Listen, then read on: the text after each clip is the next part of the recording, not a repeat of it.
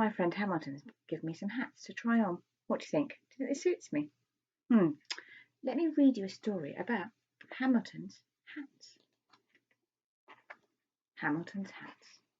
Hamilton the pig was very fond of his hats. He had big hats, small hats, tall hats, floppy hats, stripy hats, feathery hats, and suitable for every and any occasion sorts of hats. In fact, he had so many hats that you would need more than all your fingers and toes to count them. When Hamilton, the pig's mum, saw Hamilton's messing about with his hats, she worried. "Hamilton," she would say, "you are a very vain little pig, and I do not know what is to become of you. You have many lessons to learn in life, and you will learn none of them from hats." But Hamilton didn't listen. He was too busy tipping his hat and cocking his, raising and straightening, and doing all the other things you would do with hats. One day Hamilton the pig was out and about when he bumped into a giraffe. Hamilton was wearing a tall, teetering, high as a chimney sort of hat. "My hat makes me almost as tall as you," he said to the giraffe. The giraffe snorted, and with one fellow swoop snatched up the hat and flipped it onto her head. Indeed, a very fine hat," she said, ignoring the hot cross piglet below. "I should like to keep it for myself. But if you are really determined to get your hat back, you must climb up my long, long neck to get it." Hamilton looked at the giraffe's long, long legs and her long, long neck. It was not easy for little pigs to climb, but Hamilton did want his hat back, and so she decided to do it. It was horrid. The giraffe kept wiggling her neck because she said Hamilton was tickly. But Hamilton was determined, and so at last he got his hat. "Whee!" he cried as he slid down the back of the giraffe's neck and bumped onto the ground. "I am a very determined pig, and I have my hat." The next day Hamilton the pig was out and about when he came across a crocodile. Hamilton was wearing a fierce, pointy, snap-your-tail sort of hat. "My hat makes me almost as fierce as you," he said to his crocodile. The crocodile yawned, and with a quick slurpy-slurp snaffled the hat deep inside his mouth. "Indeed, a very gobblesome hat, and I should like to eat it for my dinner," drawled the crocodile, ignoring the raging pink piglet. "But if you're really brave enough to get your hat back, you must come inside my hungry jaws to get it." Hamilton looked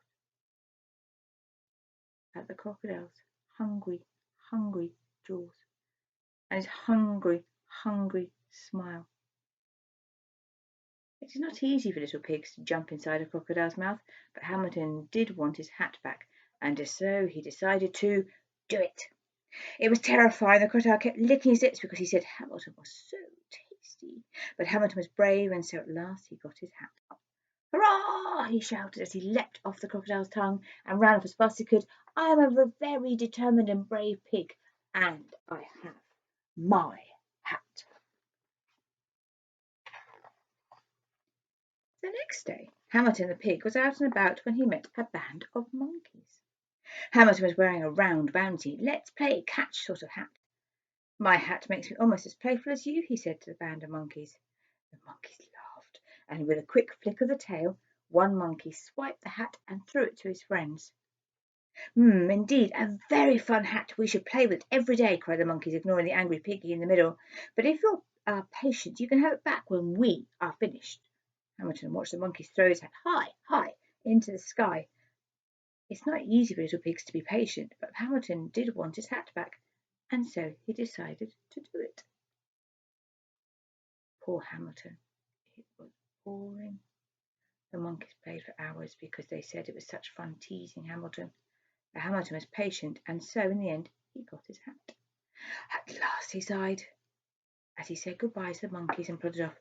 "I am a very determined, brave, and patient pig, and I have my hat."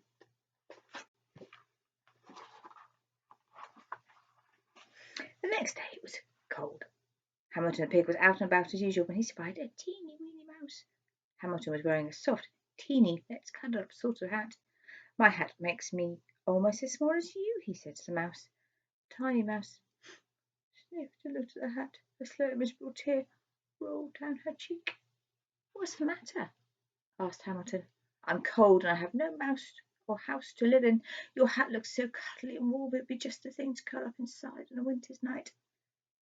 You want to steal my hat? Squealed Hamilton, horrified. Oh no, said the tiny mouse. I couldn't possibly ask you to be so kind to give me your hat.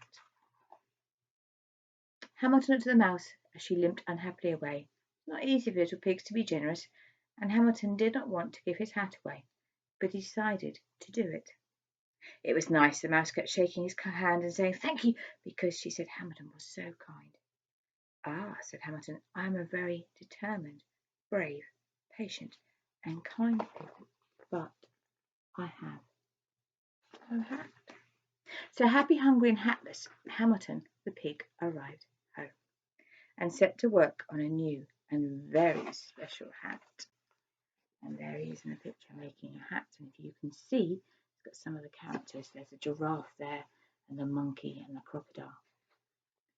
So this is the story of Hamilton's hats. Now you might be able to make a hat and show me next time we see each other.